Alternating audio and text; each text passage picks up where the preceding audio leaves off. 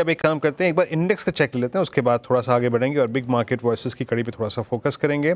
आज हमारे साथ राजेश कोठारी जुड़ चुके हैं इस खास बातचीत में। इंडेक्स बस दिखा दीजिए एक बार। निफ्टी इट्स 23741, निफ्टी बैंक करीब करीब 51,298। राजेश जी नमस्कार, कार्यक्रम में स्वागत है। राजेश जी, मतलब चाहे वो ट्रेडर हो या इन्वेस्टर हो, सबका मन आहत तो है ही इस वक्त।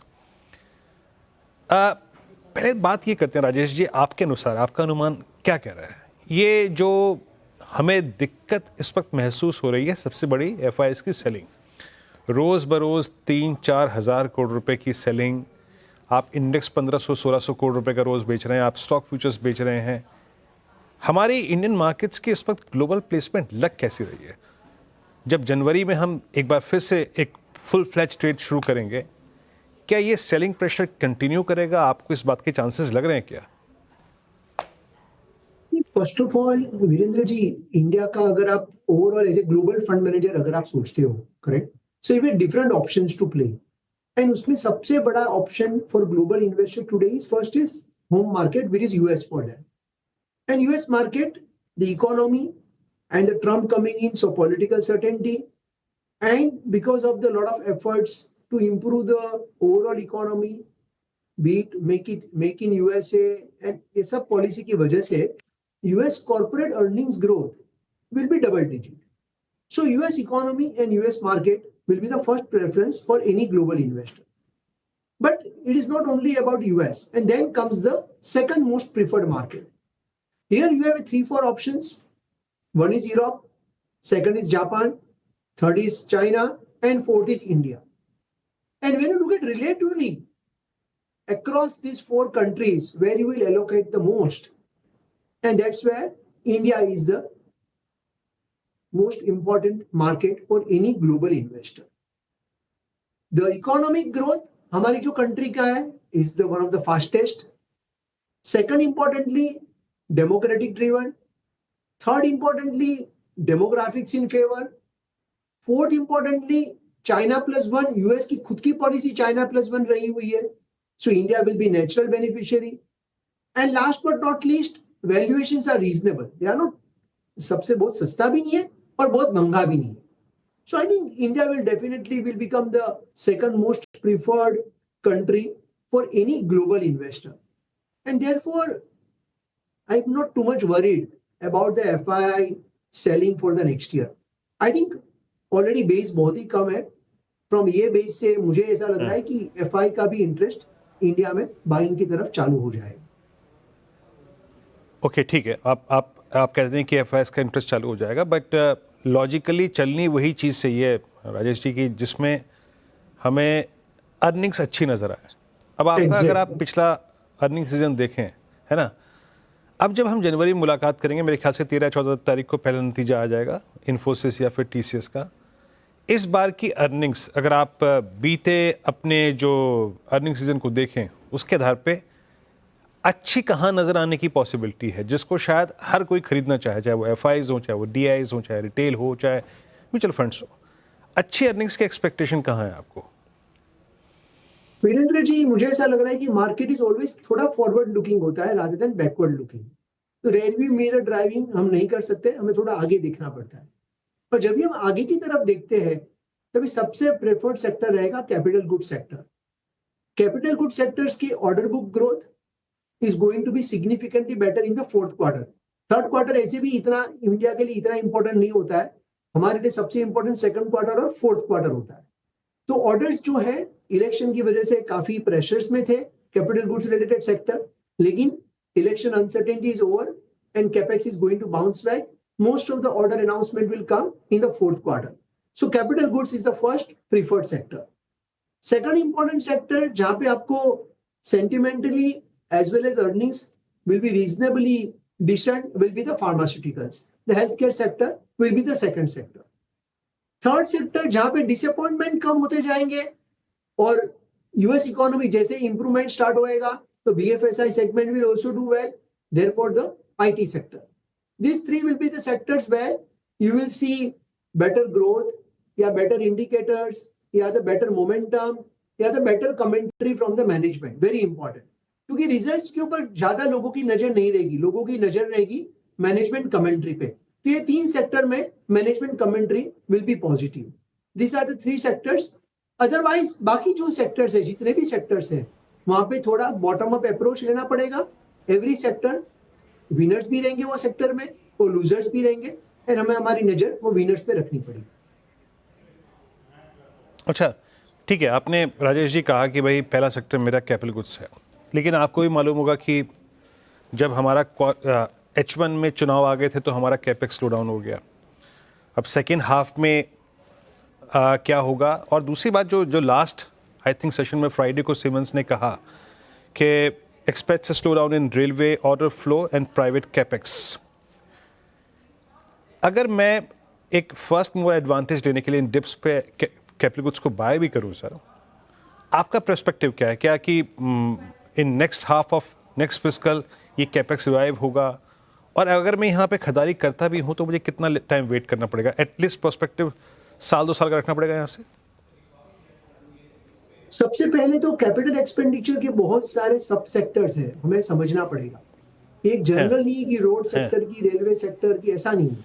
बहुत सारे इसके सब सेगमेंट है, जैसे कि डेटा सेंटर एक इंपॉर्टेंट सब सेक्टर है, HVDC related transmission second important sub sector है, third important sector defence and related, fourth important is EMS pillars, electronics manufacturing. So likewise every sector में हमें विनर ढूंढना पड़ेगा, and based on that you have to construct the portfolio. जहां की आपका सवाल रहा कि कितना साल हमें वेट करना पड़ेगा, equity market is always 3, 4, 5 years view. It is not a 2020 तो ये है नहीं कि एक बॉल में हर बॉल में हम रन लेंगे, ऐसा तो जरूरी नहीं है। पेशेंस तो रखना ही पड़ेगा, और तभी तो वेल्थ क्रिएट होगी, अदरवाइज वेल्थ कैसे क्रिएट करेंगे? मैं आपसे एक चीज़ पूछना चाह रही हूँ, ये जो रुपये का हाल है, अब आप देखिए 85-10 के आसपास इस समय रुपया ट्रेड कर रहा है टू $1। ये हमारे लिए कितनी परेशानी का सबब बन सकता है? क्योंकि अब तक सब लोग कह रहे हैं कि थोड़ा सा कैलिब्रेटेड है, धीरे धीरे करके वीकनेस आ रही है, लेकिन रुपये 85 पर हैज़ ऑल जब भी रुपये में इस तरह की वीकनेस आती है, it's always been a pain point. अब ब्रॉडर मार्केट के पर्सपेक्टिव से या फिर इसे एक एडवांटेज के तौर पर देखेंगे और फिर IT, फार्मा जैसे एक्सपोर्ट ओरिएंटेड कंपनियों पर दांव खेला जाए, अप्रोच क्या होगी इस तरह के माहौल में? सबसे पहले तो ओवरऑल करेंसी डेप्रिसिएशन जो है वो सबसे इंपॉर्टेंट हमारे लिए फैक्टर है crude oil prices, and crude oil prices by and large environment is reasonably okay for us, which is good news for India, सबसे इंपॉर्टेंट। तो मुझे नहीं लग रहा है कि बहुत बड़ा डेप्रिसिएशन करेंसी का होएगा, नंबर 1। नंबर 2, जब भी डेप्रिसिएशन करेंसी का होता है तो काफी लोगों को लगता है कि एक्सपोर्ट ओरिएंटेड कंपनीज को बेनिफिट मिलेगा, वो ऐसा होता नहीं है, because you have to pass on this entire benefit to your customer. क्योंकि कस्टमर की तो पता है कि आपको बिना कुछ किए हुए 4% डेप्रिसिएशन का एडवांटेज मिल रहा है। So you have to be globally competitive and you have to pass on that benefit. So I think currency will not be a major problem in my view. It is going to be a kind of a 3-4.5% kind of a annual depreciation हमें पकड़ के चलना चाहिए, और आगे भी मुझे लग रहा है कि वही चीज कंटिन्यू रहेगी, क्योंकि क्रूड ऑयल काफी कंट्रोल में है, हमारे एक्सपोर्ट इंपोर्ट भी by and large reasonably balance है, तो मुझे कोई बहुत बड़ा करेंसी का फैक्टर नहीं लग रहा है। हाँ, बीच बीच में वॉलेटिलिटी जरूर रहती है, स्विंग्स आ जाते हैं तो कंसर्न्स आ जाते हैं, लेकिन जैसे ही आप आपका पीरियड लॉन्गर करते हो, अगर आप वही चार्ट अगर आप 3 months, 6 months, 12 months और 36 months में लगाते हो, तो आपको पता चलेगा कि कोई बहुत बड़ा डेप्रिसिएशन इंडियन करेंसी का हुआ नहीं। एक पॉकेट जहां पर थोड़ी करके खरीदारी लौटती हुई दिखाई दी थी बीच में, वो कंजम्पशन थीम थी, चाहे वो टाइटन हो, ट्रेंट जैसे काउंटर्स हो।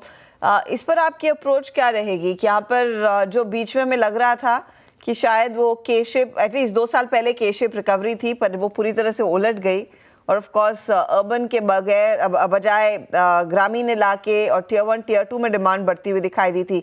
ये किस तरह का प्ले होगा और कैसी कंपनियों को फोकस में आप फिर रखेंगे? हर्षिता, ये एक मिथ है कि अर्बन स्लो डाउन है और रूरल अच्छा कर रहा है, ऐसा एक्चुअली होता नहीं है। स्लो डाउन कंपनीज ने फेस किया है, शायद कंज्यूमर ने फेस नहीं किया है। करेक्ट? अगर आप ओवरऑल कंजम्पशन बास्केट देखोगे तो कंपटीशन इज गोइंग अप, काफी नई ब्रांड्स आ रही है, काफी प्रोडक्ट इनोवेशन हो रहा है।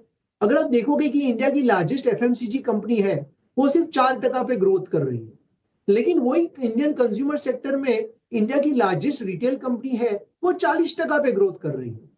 So important is companies have to innovate, you have to launch the right product at the right price, make it aspirational product and make it affordable product. ये जो aspirational और affordability का जो combination है वो बहुत कम कंपनियां कर पा रही है, एंड बिकॉज ऑफ दैट आपको लग रहा है कि consumer companies are under pressure. लेकिन one of our portfolio company जो है, for example which is India's largest retail company, उसने तो 40% ग्रोथ ये क्वार्टर में भी डिलीवर किया हुआ है. सो आई डोंट थिंक कि कोई बहुत बड़ा कंज्यूमर पे प्रेशर है कि अर्बन स्लो डाउन में है. ऐसा छोटा है, very small effect is there, but I do not see any major effect कि बहुत बड़ा कोई स्लो डाउन है. Companies need to have the right strategy. Companies को सही प्रोडक्ट सही प्राइस पे लॉन्च करने पड़ेंगे, और अगर वो करते हैं तो कंपनीज में ग्रोथ आएगा, और अगर वो फेल होते हैं वो करने में तो competition will take away market share. और वो जो कंपटीशन है काफी सारे अनलिस्टेड स्पेस में है, काफी सारे डायरेक्ट B2C ब्रांड्स है, काफी सारे brands funded by private equity है, तो they are happily taking away the market share from the traditional players. Budget day पर ट्रेड के लिए तैयार है राजेश जी? सारे डिटेल्स आना शुरू हो गए हैं. 9 से 3:30 बजे NSE ट्रेड करेगा, और ऑफ कोर्स कमोडिटी मार्केट्स 11 बजे तक खुले रहेंगे. हमारी तो यही इच्छा है कि कोई डिसअपॉइंटमेंट टैक्स लेवल पे ना आवे. That's basically the biggest worry right now on the street. So I hope there are no major disappointments on. ये क्योंकि आपने टैक्स वाला मुद्दा उठाया, अब एवरी बजट वो ITC में टैक्स बढ़ जाएगा उसका खूब डर रहता है, और अब तक वो नहीं हुआ, एटलीस्ट इन लास्ट 2-3 बजट्स. लेकिन अब की बारी जब हम GST काउंसिल की बैठक में उतर रहे थे, तब ये था कि शायद सिंटैक्स लगाया जा सकता है. वहां पर 35% की टैक्स की बात हो रही थी. अब कंसिडरिंग इस पर चर्चा हुई है कहीं ना कहीं, अब वो विचार आया है, क्या वो बजट का हिस्सा बन सकता है? वो नोज इस पे स्पेकुलेट करके हर्षदा कुछ फायदा नहीं है. I think we have to wait for the final day कि वो डे पे क्या अनाउंस हो रहा है, और उसी हिसाब से वी नीड टू रिएक्ट, क्योंकि इसमें कोई प्रेडिक्शन करके is not going to make any sense. I don't think it's good to forecast such things. Let them do their job, and let's be listeners on that day and then act accordingly. वो syntax लगेगा या नहीं? अच्छा, ये popcorn पर आपके क्या विचार है? कंसिडरिंग PVR जैसा स्टॉक तो वैसे भी एक बड़ा अंडर परफॉर्मर रहा है, और एक चीज जिससे अच्छी खासी कमाई होती थी वहां पर भी GST बढ़ने वाला है.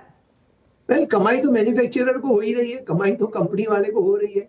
और अभी अगर आप 500 रुपए की मूवी टिकट खरीदोगे तो 50 रुपया के और पॉपकॉर्न खरीद लोगे, 10 रुपये और बढ़ जाएगा. तो आई डोंट थिंक जो कस्टमर PVR में जाता है वो इतना प्राइस सेंसिटिव है कि वो 5 रुपया GST बढ़ जाएगा तो पॉपकॉर्न नहीं खरीदेगा. ऐसा नहीं है. हो सकता है कि they can reduce the popcorn size, जो ग्रामेज है वो थोड़ा कम कर देंगे, प्राइस पॉइंट सेम रख देंगे, तो जो लेने वाले हैं वो तो पॉपकॉर्न अभी भी खाएंगे, क्योंकि आपको मूवी देखना है और पॉपकॉर्न खाना है. So it's a smart move by the government, I must say. It's a smart move by government. लेकिन अच्छा, अगर मूलभूत चीज़ पे आए, बट आपको लगता है राजेश जी कि अभी जो स्क्रीन पे ऐसा कंटेंट है जो कि OTT को चैलेंज कर पाए?